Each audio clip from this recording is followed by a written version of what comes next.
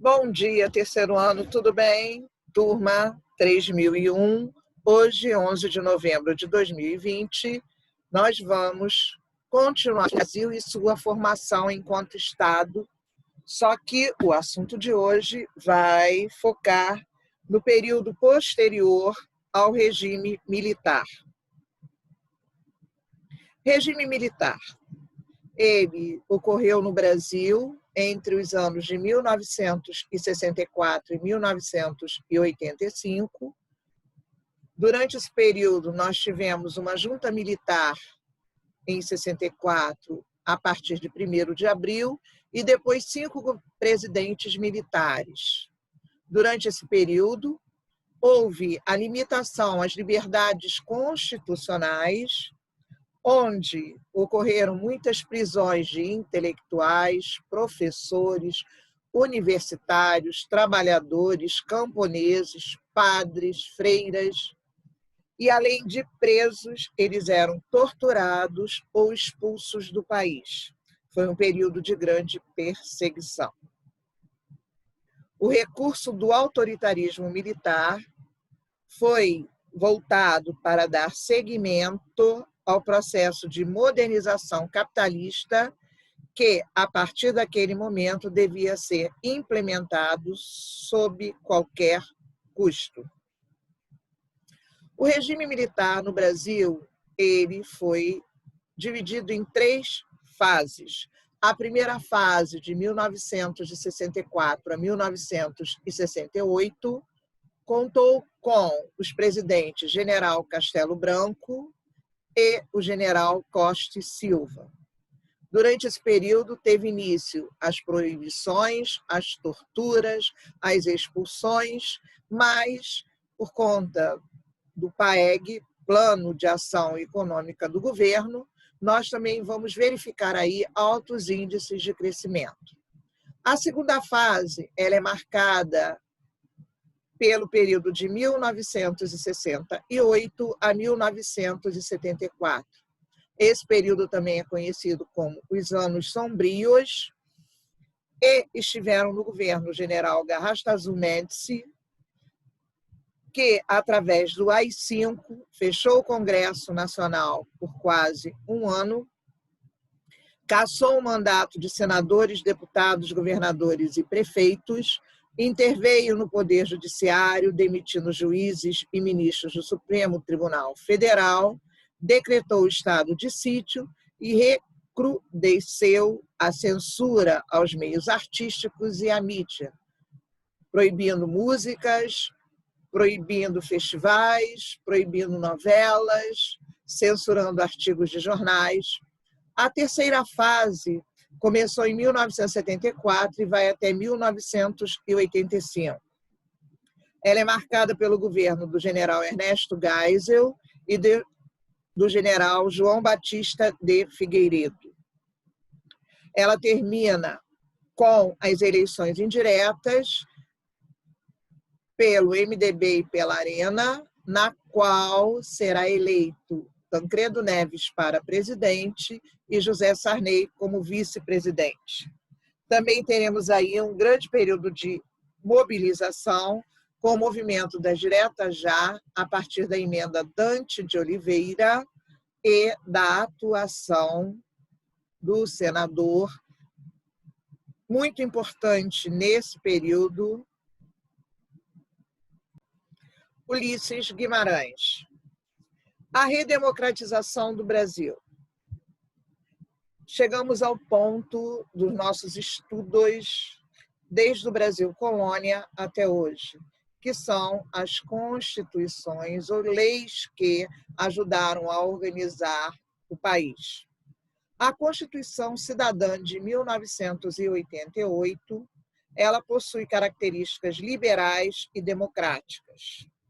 Ela traz a universalidade do voto, tornando facultativo aos analfabetos e aos adolescentes com idade entre 16 e 18 anos. Ela fala do respeito à diversidade ao estatuir, em seu artigo 3º, os objetivos fundamentais de promover o bem de todos, sem preconceitos de origem, raça, sexo, cor, idade e quaisquer outras formas de discriminação. Em 1989, a primeira eleição direta para presidente da República, desde 1960, quando foi eleito João Goulart e Jânio Quadros, traz para a presidência da República Fernando Collor de Mello. Ele representou a elite política de Alagoas e seu governo foi marcado por corrupções, tanto que o movimento dos cara-pintados e o movimento do impeachment levaram à cassação do presidente.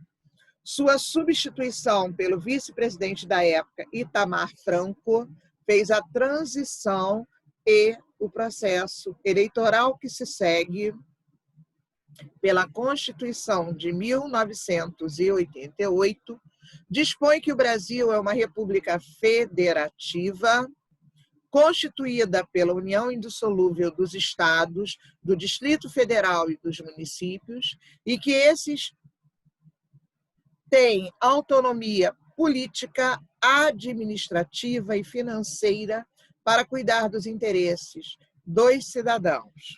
No artigo 2, diz que o Estado brasileiro está organizado em poderes, que são poderes da União independentes e harmônicos entre si, o Legislativo, o Executivo e o Judiciário. Esse quadro abaixo apresenta para vocês a relação das responsabilidades e das ações do Poder Legislativo, Poder Executivo e o Poder Judiciário.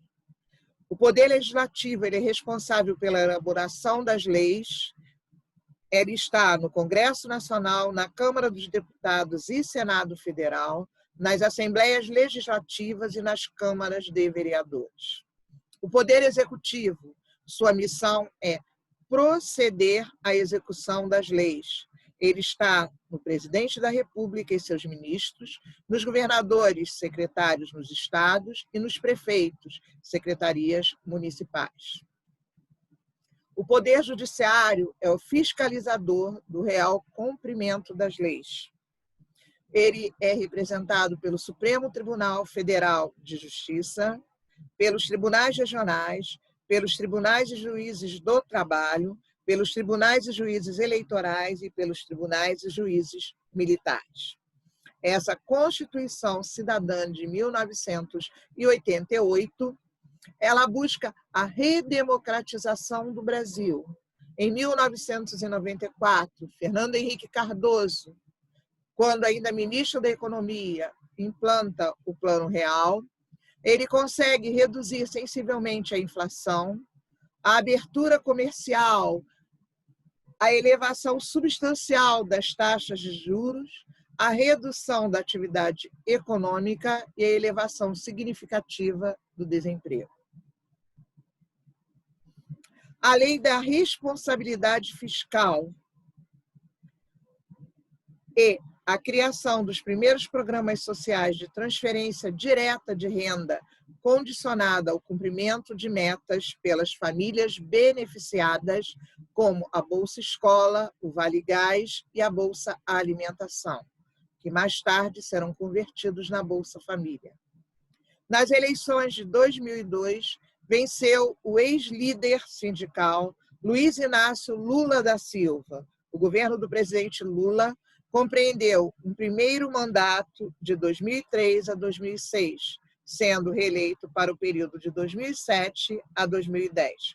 Durante seus 2 mandatos de governo, Lula manteve a política econômica de controle da inflação iniciada com o Plano Real, antecipou o pagamento das dívidas ao FMI, Fundo Monetário Internacional, pôs fim ao ciclo de privatizações, estimulou o microcrédito e linhas de financiamento para aposentados e trabalhadores de baixa renda, ampliou investimentos na agricultura familiar, reduziu o índice de desemprego e criou o programa Bolsa Família, ampliação e integração dos programas sociais existentes com o objetivo de promover a segurança alimentar e a nutricional, contribuindo para a redução da extrema pobreza e para a conquista da cidadania pela parcela da população mais vulnerável à fome. Criou o Fundeb, Fundo de Manutenção e Desenvolvimento da Educação Básica e de Valorização dos Profissionais da Educação, e criou o ProUni, Programa Universidade para Todos. No governo Dilma, que se segue ao Lula, a redemocratização do Brasil continua. Nesse primeiro momento, a gente vai falar que ela foi a primeira mulher a assumir o cargo de presidenta. Ela deu seguimento à política do governo Lula, mas ela não conseguiu controlar a inflação, como no governo anterior, e também não conseguiu impedir o aumento da taxa de juros para esse período. O crescimento da economia fez o Brasil se tornar o sexto do mundo,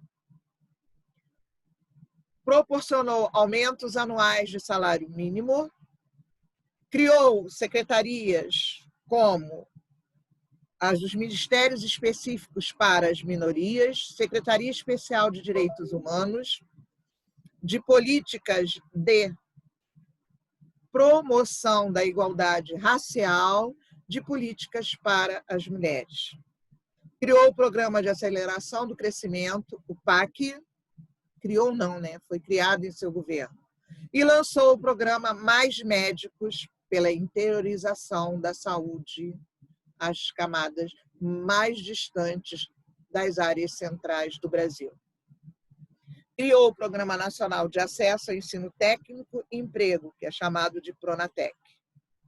O Estado Democrático de Direito e Cidadania, ele passa a ser visto por vários autores e várias representatividades. Uma delas, Herbert de Souza, o Betinho, fala que o Estado Democrático de Direito e a Cidadania é quando eu preciso participar das decisões que interferem na minha vida.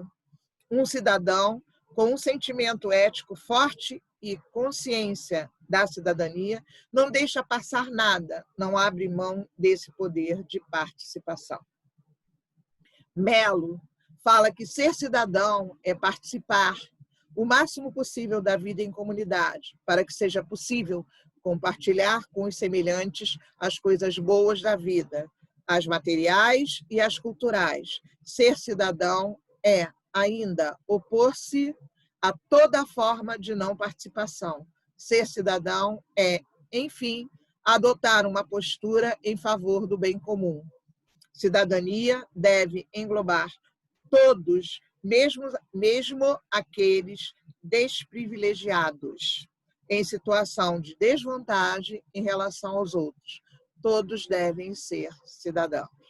E Nogueira, em 1989, fala que o Estado de Direito é aquele em que os homens são governados pelo poder da lei e não pelo poder de outros homens.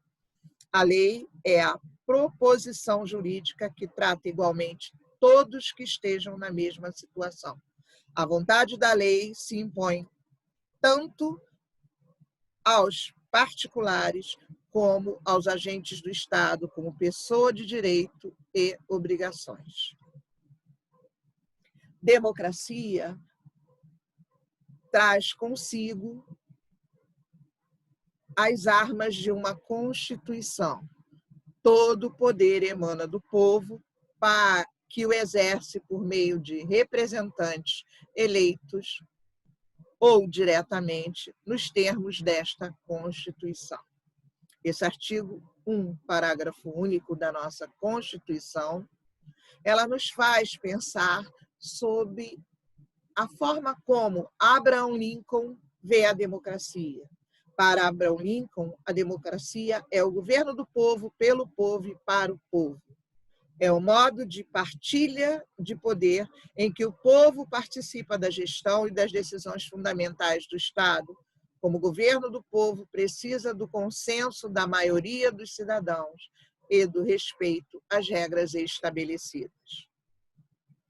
Então, ao mesmo tempo, abriga diversidade, antagonismos e necessita do conflito de ideias e opiniões. Consenso versus conflito, liberdade versus igualdade versus fraternidade. Comunidade nacional ou com unidade nacional versus antagonismos sociais e ideológicos. Como surge, então, a cidadania? A cidadania, ela surge quando o cidadão era um membro da polis, ou seja, da cidade-estado grega. Nesses conceitos, a gente aprendeu que o direito da pessoa em participar das decisões nos destinos da cidade por meio da equésia, Assembleia Popular, na ágora, praça pública, onde se reunia para deliberar sobre decisões de comum acordo. O direito de ter direitos, direito de todos, a ter todos os direitos iguais. Princípio da isonomia, tratar desigualmente os desiguais, à exata medida que se desigualam. Cidadania traz 3 responsabilidades: direitos civis, direitos políticos e direitos sociais. Os direitos civis são os direitos fundamentais à vida, à liberdade, à propriedade, à igualdade perante a lei. Os direitos políticos referem-se à participação do cidadão no governo da sociedade. E os direitos sociais garantem a participação na riqueza coletiva. Para fechar o conceito de cidadania, vamos a essas 3 primeiras definições. São direitos sociais à educação, à saúde, ao trabalho, à moradia, o lazer, a segurança, a previdência social, a proteção, à maternidade, à infância, a assistência aos desamparados na forma desta Constituição. Constituição Federal de 1988, artigo 6º. Todos são iguais perante a lei, sem distinção de qualquer natureza, garantindo-se aos brasileiros e aos estrangeiros residentes no país a inviolabilidade do direito à vida, à liberdade, à igualdade, à segurança e à propriedade. Constituição Federal, 1988, artigo 5º. O artigo 14 assegura a todo cidadão o direito ao voto, direto e secreto, para a escolha dos representantes, por meio dos quais é exercida a soberania popular. O artigo 17 estabelece a liberdade de criação, fusão, incorporação e extinção de partidos políticos. Proponho para vocês 3 ações. Primeira, assistir o vídeo Quanto Vale ou é por Quilo? Mais valem pobres na mão do que pobres roubando. Segundo, não deixe que a pobreza se transforme em paisagem. E terceiro, nós vamos tentar montar esse trabalho através do qual nós vamos discutir a partir dessa aula e analisar o filme ao lado, Quanto Vale ou é por Quilo, e da figura abaixo o conceito de cidadania e sua relação com a sociedade moderna. Podem fazer esse trabalho em grupo de 3 pessoas.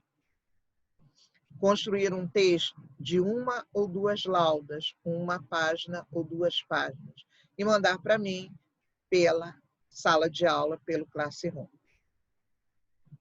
Terminamos aqui a nossa aula. Fiquem bem. Até a próxima semana.